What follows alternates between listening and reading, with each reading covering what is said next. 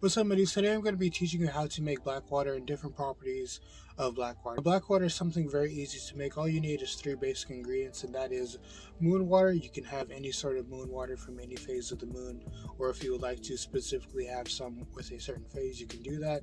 Any sort of ashes or charcoal, you can either make a custom ash for this, or you can just use regular old charcoal, or if you have it, you can use activated charcoal. That also works.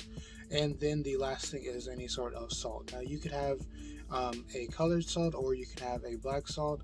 I tend to use a black salt just because it already has that sort of energies into it. And when creating this mixture, it's something that's very easy to use because all you really need to do is use the water on anything that you have.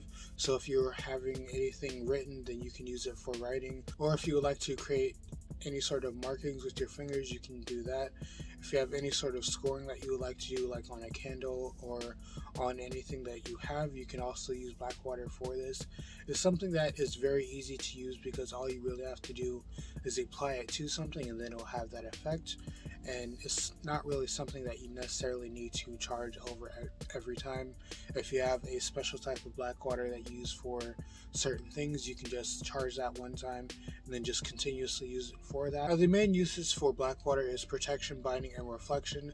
This doesn't necessarily mean that you can't add your own effects into the water and have it sort of be that way, but these are the main things that black water is used for. Black water can also be used for multiple different types of spells, such as any sort of reversal or reflecting spell, or if you would like to do any sort of binding or intention setting, you can also use black water for this. It's something that's going to really stick with whatever you're going to put into it. So if you have a spell and you're worried about maybe going to a certain target, or maybe having a very specific outcome or very specific intention, adding black water will just help to focus whatever energies you are putting into the object or anything that you're doing.